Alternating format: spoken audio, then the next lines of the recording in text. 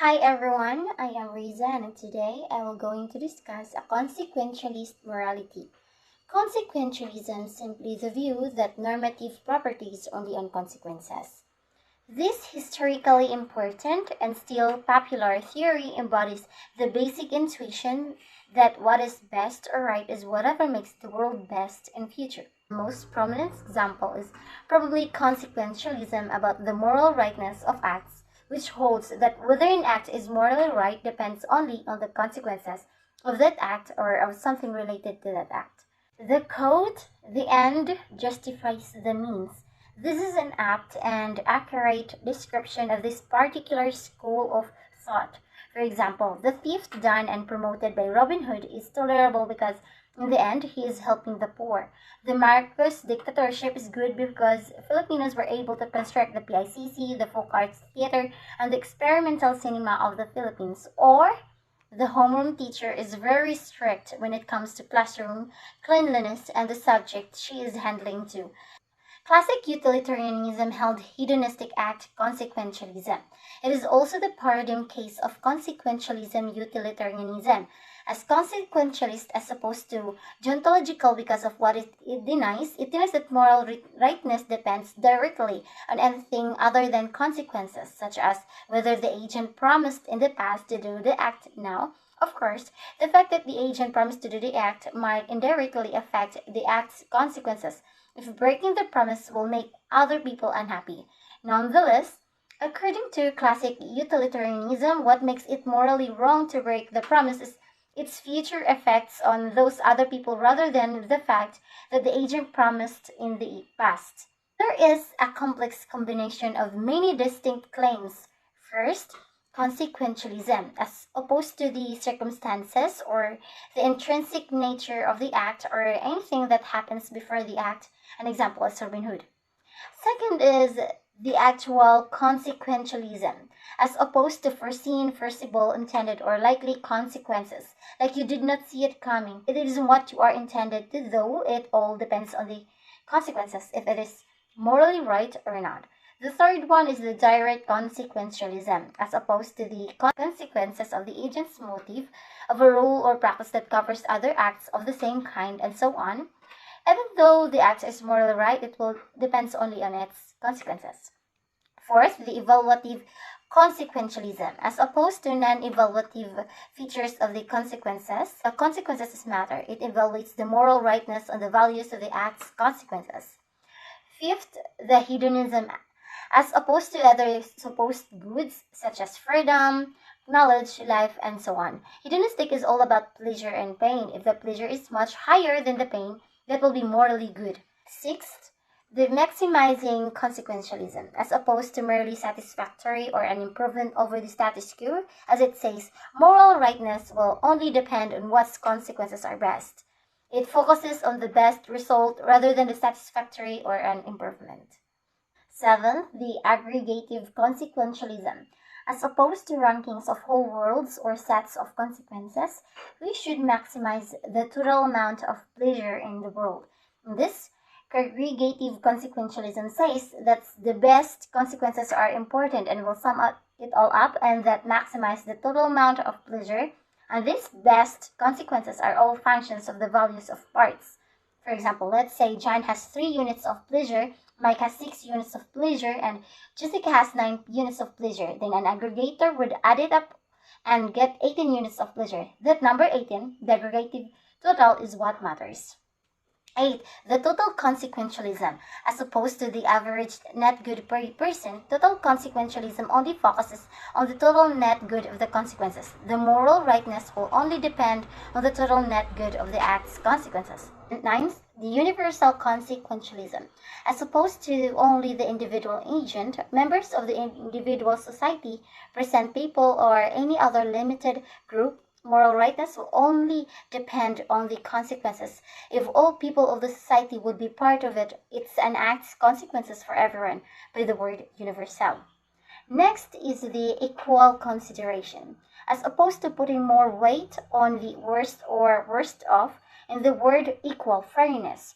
Moral rightness will only matter if both sides will have the same benefits rather. Lastly, the agent neutrality. A moral theory is agent neutral if and only if it gives every agent the same set of substantive aims. Thus, traditional utilitarianism is an agent neutral theory. It gives every agent the aim of maximizing utility. I am Novidil Tiditwan and I am going to report the psychological hedonism. Psychological hedonism, all human action is ultimately motivated by desires for pleasure and the avoidance of pain. In other words, all human behavior explained by psychological hedonism in terms of pursuing pleasure and avoiding the pain. Example, eating pizza with pineapple are ultimately directed at pleasure or away from pain. Arguments for psychological hedonism. One argument infers it from the motivational egoist claim that each of us is always motivated to maximize what we take to be our own good. Other arguments for motivational hedonism is sometimes we are motivated by pleasure. Every case can be accounted for in this way, the better. Third, it claims that it is a truth of everyday meaning that the word is motivated just means some such things as aims for the greatest balance of everyday meaning. Arguments against psychological hedonism. First is only about the motives of our that predominate, with exceptions when little pleasure or displeasure is at stake and or when much else is at stake. Second is about all motivational entities including all desires, wants, preferences, inclinations, decisions, and choices. Third is a pair of claim about whatever desire or a claim about every human desire. Fifth, the egoistic claim that one desires only the pleasure of oneself and one's near and dear. Sixth, it is the production-based claim that we are motivated to cause pleasure, or does it allow? Example, being moved, love might be being motivated to express rather than to produce pleasure. Ethical hedonism is the claim that all and only pleasure has positive importance and only pain or displeasure has negative importance. Ethical hedonism and the nature of pleasure. The claim that all and only pleasure has positive importance and all and only pain or displeasure has negative importance. This importance is to be understood non-instrumentally, that is, independently of the importance of anything that is pleasure to be or the displeasure it might cause or to prevent. Phenomenalism. The thesis that pleasure is a mental state or property that is like for its subject. A certain feeling, felt, character, tone, or phenomenology. Intentionalism. An intentional state or property and has directedness. It indicates that enjoyment is an intentional action with a purpose. Hedonism. There is just one basic kind of mental property, and that is pleasure. Pluralism. There is more than one basic kind of state or property that is pleasure, that pleasure is multiplied or variously or diversely realizable, or that there is a basic plurality of sufficient condition for pleasure. The fundamental tenet is that there are various basic types of feel or purpose state of each of which is a form of pleasure. So let's proceed to the principle of utility. According to the book of An Introduction to the Principles of Morals and Legislation, 1789, Jeremy Bentham begins by arguing that our actions are governed by two sovereign masters, which he calls pleasure and pain. These masters are given to us by nature to help us determine what is good or bad and what ought to be done and not be fasten our choices to be peer-thrown.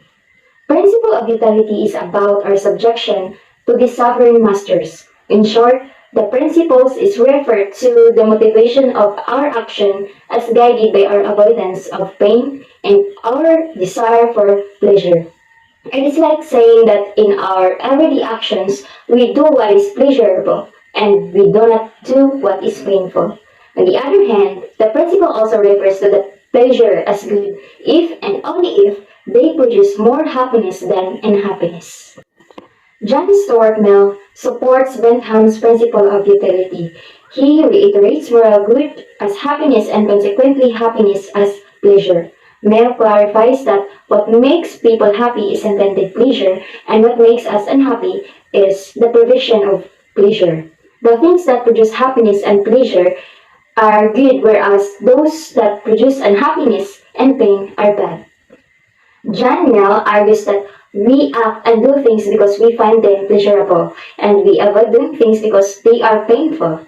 If we find our actions pleasurable, Mill explains that it's because they are inherently pleasure in themselves, or they eventually lead to the promotion of pleasure and the avoidance of pain.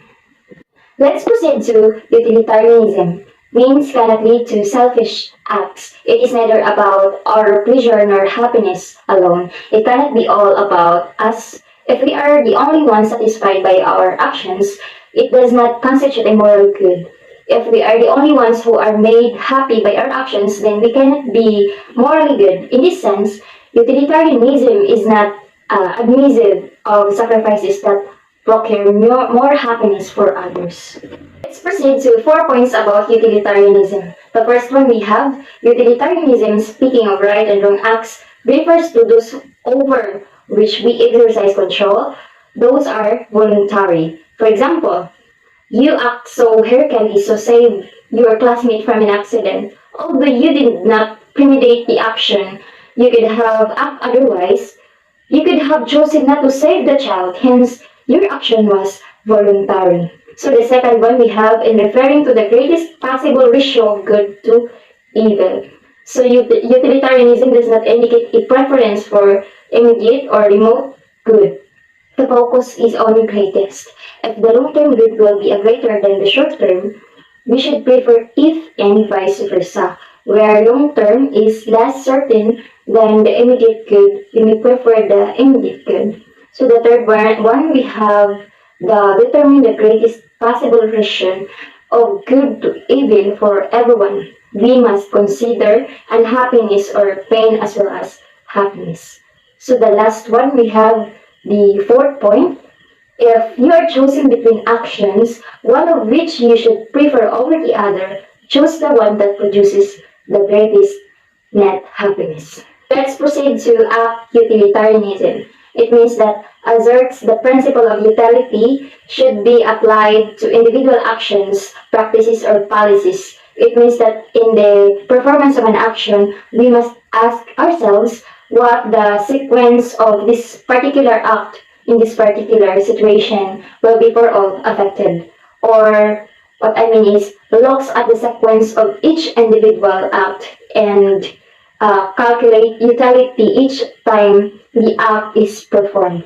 So let's proceed to role utilitarianism. So it means that it states the principle of utility should be applied primarily to rules of actions, or the actions rather, and not to individual action. It means that we should do what is required by valid moral rules. A valid moral rules is that would lead to the greatest happiness of everyone followed it. They are rules that applied unambiguously to a situation and would yield the great social benefit if everyone were able to abide by them. So, thank you.